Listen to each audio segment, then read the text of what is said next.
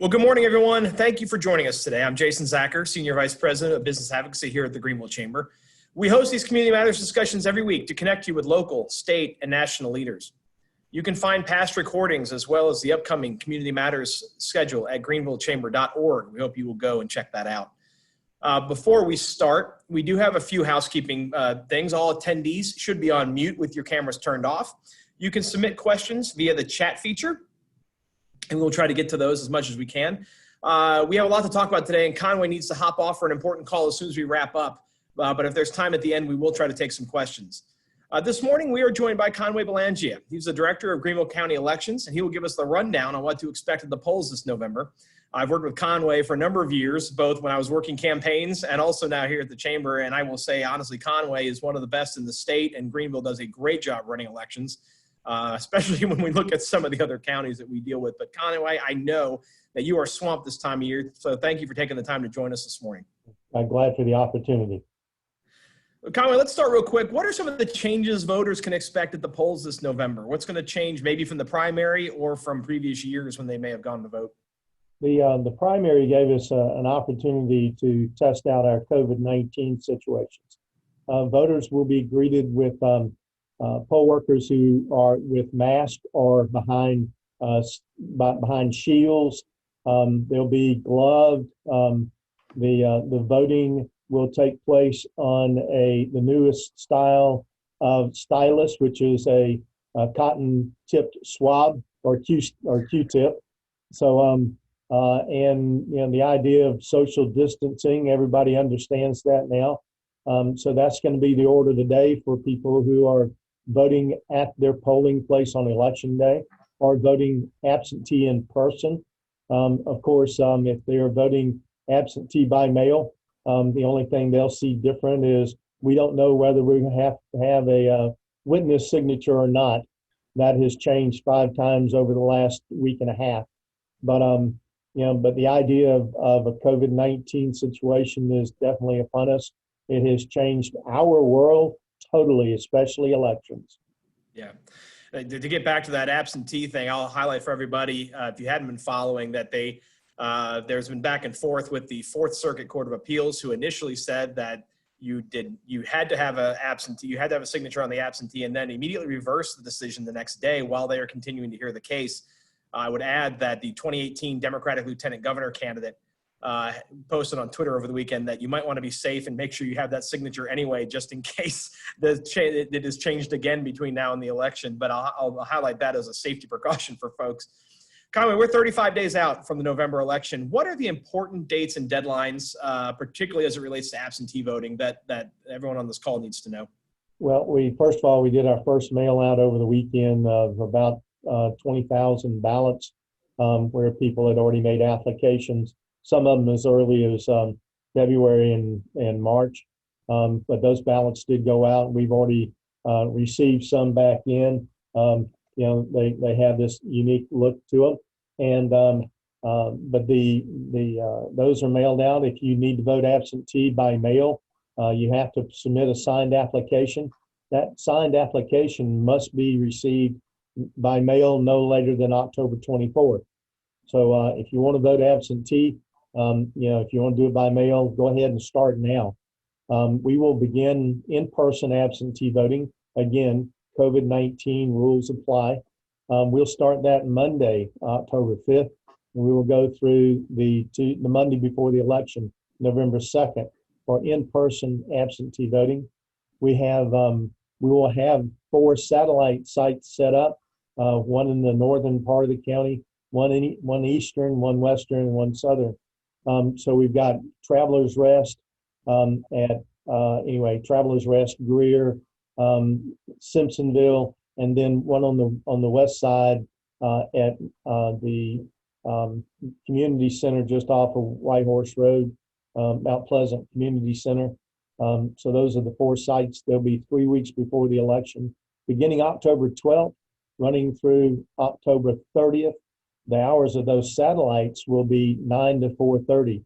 Here at County Square, we open up Monday.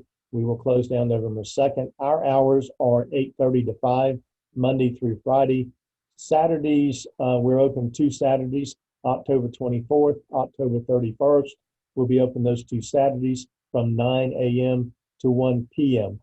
And then one evening for those people who just can't get away we'll be open until 7 p.m. on October 22nd here at County Square.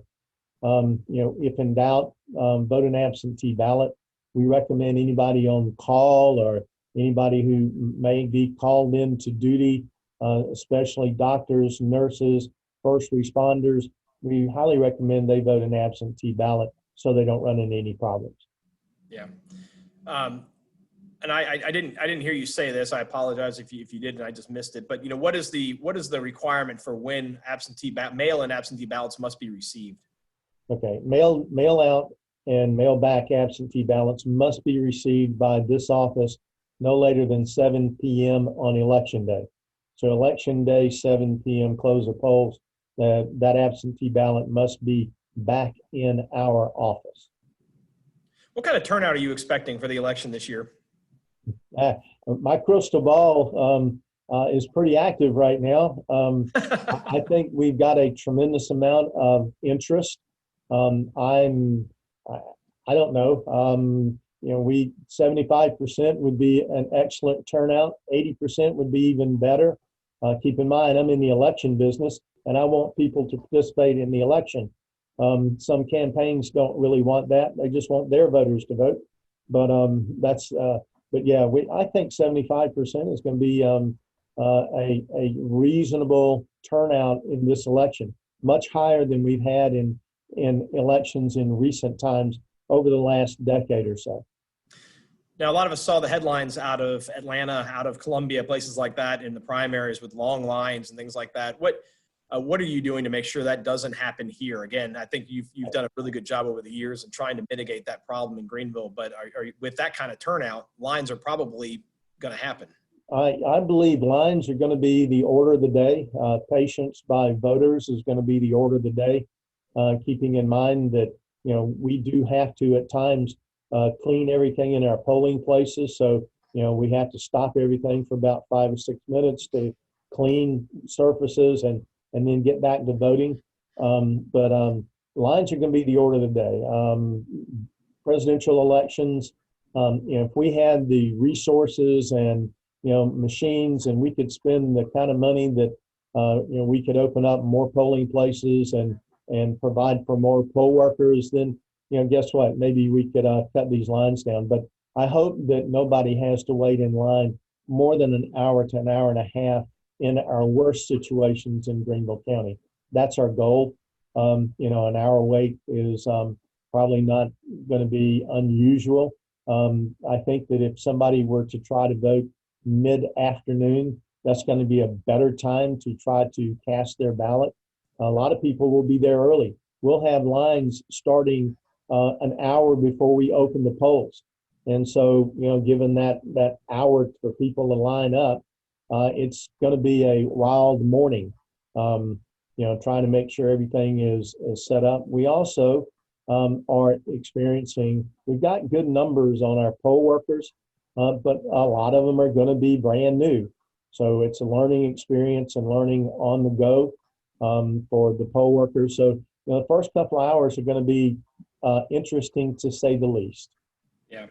Well, Conway, you hinted at it when you said mid-afternoon. I was going to ask, in your experience, what are the best practices or secret tips you could share with getting in and out? I know sometimes I in the morning and 10 o'clock, and usually I just walk straight in, walk straight out. But I don't know what other times might be good. Well, you hit it, mid-morning to later morning, but once you get lunchtime, be careful.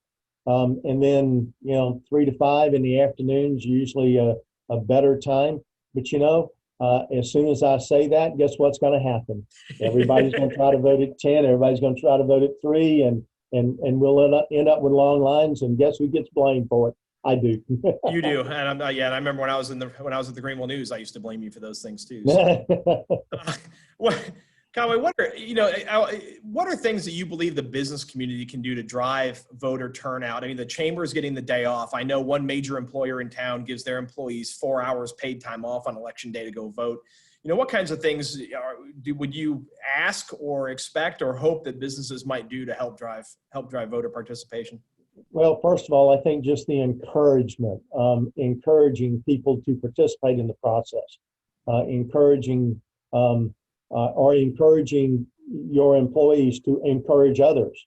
Find somebody who might have difficulty getting to the poll and help them get there, or find that person who is lukewarm to elections and maybe contact them and say, hey, would you participate if I pick you up and take you to the polls? The bigger the turnout, the better we're going to be as far as a sense of the country and what we need to do. So the encouragement and communication are the two biggest keys to this process. You can encourage absentee voting even, because absentee voting right now is as early voting is in other states, because when the legislature opened it up to all voters to vote an absentee ballot, it became an early voting process. Yeah. And apart from businesses, how can other people help? I know you put out the call for poll workers, you put out a call for volunteers, other things like that. If someone does have the day off now suddenly, or wants to take the day off and help you all out with this, what can they do? Well, first of all, our numbers are at my max for Greenville County, which is a wonderful thing. But there's a caveat there. If they go through training and if they show up on election day, and that's always the fear. We will have some people who wake up that morning feeling bad, and we don't want them showing up at polls. Running a fever, hacking, coughing. Those are not the people we need at the polls, operating the polls. As far as the help goes, like I said, encourage others to participate, and be a person who can help people get to the polls. Now, election night, we have a lot of duties around here that we need a little bit of help with. So if you want to give up about 4 or 5 hours of your time from about 6:30 to 11 o'clock, find me here at County Square and tell me that you want to help out, and we'll find a place for you to, if do nothing but direct traffic within the building to get poll workers and clerks and people who want to see the results of the election, point them in the right direction and that sort of thing. So, feel free to step up, Jason. I could be in town that day. Otherwise, I probably would. I would be interested. Okay, all right. We'll let you off. I've done plenty with elections. I've never been a poll worker, so that'd be great. Folks, if you have questions, please put them in the chat. We would love to have your questions for Conway while we have him. Conway, let me hit back on one other thing real quick to circle back to absentee. 2 questions I had about absentee. One is for the in-person absentee, does it work kind of like on election night, where if you're in line by closing time, you will get to vote, or do you all just shut it down at 4:30? Nope, in line by the time we shut down, either 5 o'clock here at County Square or 4:30 at the satellite sites, and those extended times. If you're in line by the time we had the cutoff time, you will get to cast a ballot at that time. We will not, close you out, as the saying goes. Okay. And then the other question I had for you is, there's been a lot of discussion about the Postal Service and all these other things. I know you said you have mailed things out. I saw some people post on social media that they got their absentee ballots from Greenville County. Have you talked to the Postal Service about what they're planning on doing, and what recommendations would you have if people are going to mail them in other than do it early? Right. We have been dealing with the Postal Service since January in preparation for the November election. And then COVID-19 hit and the pandemic, but we still maintain that contact and interactions with the Postal Service. They're working very closely with every post office to make sure that ballots are properly delivered, first of all to the voters, but more importantly, back to us. On election day, on primary election day, there were actually 2 ballots that showed up at a Charlotte post office on election morning. And the Postal Service had a driver bring those 2 ballots from Charlotte to the Greenville County election office to make sure they made it. A lot of the post offices around the area On election morning, if they saw ballots come in, they would pull them out, separate them, and they would hand deliver those to our office to make sure that they counted. That's over and above the call of duty for the Postal Service. We don't expect any change in that. Contrary to what we hear on social media and internet and Facebook, we feel really comfortable in South Carolina and especially in Greenville for the proper return of ballots, provided that the voter does not wait until the very last minute to put it in the mail. We feel comfortable we'll get those back. So backing that up, to build off of that, a question from the audience that I think will fit nicely with that. So as you're trying to build that back and you need to request a ballot, when would you recommend, other than earlier the better, how long is it going to take to get the ballot? And then you got to return the ballot, et cetera. When do you think people need to have that done by? Well, first of all, start now. Don't wait. If you think you might need an absentee ballot, go ahead. Even if you think you might be out of town on vacation, and get the absentee ballot, vote it, and then your plans change. You're in town, but you've already done your civic duty, but you don't miss the opportunity. Once we get a signed application back from a voter, which we either send out or they download from the state website, once we get that signed application, within 24 to 36 hours, we'll be mailing a ballot to them. So when they get that ballot, they need to immediately go ahead, take care of it, vote it, get it signed. I would go ahead and, if you can, get it witnessed. That way there's no problem, and get it back in the mail, and we should not have a problem. But mails are, they don't work weekends anymore like they used to. So if you mail something on Thursday, you're not going to get it till Monday. It used to be that they would get it on Saturday or Monday. But the idea is that, allow for the mail to do its thing. If you can vote a in-person absentee ballot, that's the easiest thing to do. You show up with your ID, you sign the application, vote your ballot, and you're finished. You're done. You don't have to depend on really any mail service or anything getting lost or anything like that. We are good to go. Conway, there's a question that was sent in. Let me ask real quick. I'll build off this because there are lots of questions about poll watchers and other things like that. What are the rules let me start off by asking, what are the rules surrounding campaigning at the polls, poll watchers, et cetera? And if someone feels intimidated or if there is something going on, who do they need to contact? Okay. Inside, a poll watcher can be inside. They may not converse or whatever. They do have the opportunity to challenge someone's ability to cast a ballot because of eligibility, but they basically have to be quiet inside the polling place. Outside, there can be no distribution or display of campaign material within 200 feet of the door entering the building. But campaigns the candidates' representatives, the candidates themselves can be inside of the 200 feet, pressing the flesh, as they say, shaking hands. But under COVID-19, that's a little bit different. If somebody feels that they are being intimidated, or somebody is approaching them when they don't want to be approached, not socially distancing, they need to complain to the poll worker, the clerk inside, and we'll try to get that taken care of. But keep in mind, they have a right to be there, but they don't need to be intimidating anybody. Yeah. Have we had problems like that in the past in Greenville?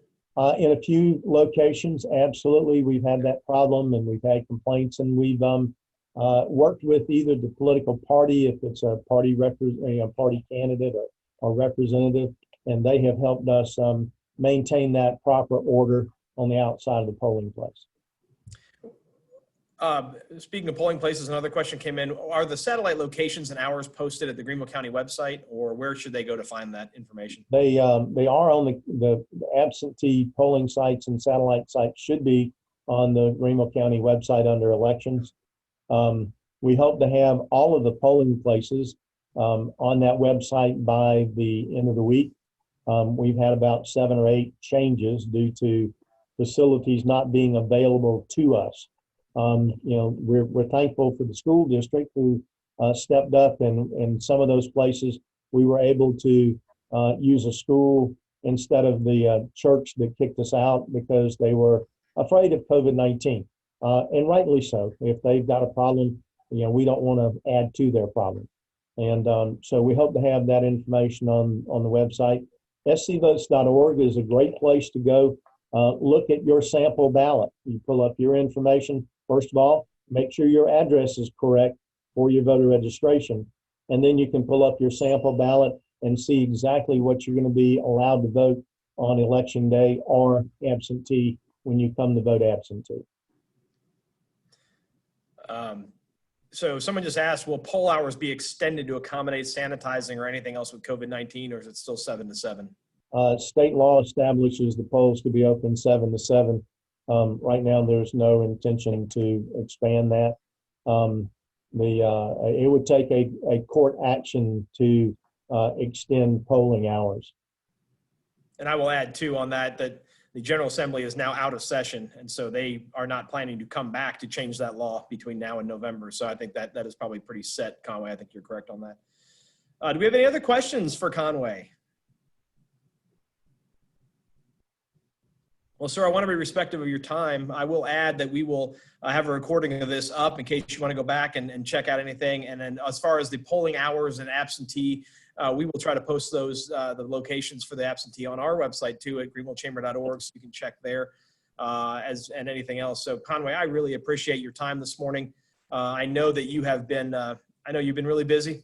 And I wanted to highlight real quick for a couple of folks on here too. Next Tuesday at 10 a.m., we'll be speaking with Mike Fox from update from Lockheed Martin. There's a lot going on out at Lockheed, and they're adding a lot of jobs. And in December, we're going to start seeing F-16s flying over Greenville. So it'll be interesting to hear him and have him give an update, particularly for anyone who was not able to join us for our DC fly-in a couple weeks ago. For the rest of the month, Community Matters will be Manufacturing Matters as we celebrate Manufacturing Month. You can find the full schedule at the Greenville Chamber website. We invite you to join us and celebrate this really important economic sector in the upstate. We'll kick it off this Thursday with a conversation about the state of manufacturing in the upstate. Please, we take the time at the end of every call to remind everyone, please do your part. Stop in stopping the spread of coronavirus. Please wear your masks, do what you need to do, social distance, and please make sure that we can do this so we can all get back to business, get back to school. I'm in a room by myself, Conway, so I do not have but as soon as I walk out, I will have my mask on. Oh, no problem. I understand. I'm sorry? I understand. When I walk out my office, I'll have my mask on. So, but thank you. Let's all do our part to take care of our neighbors. Thank you all very much. Conway, anything left before we sign off?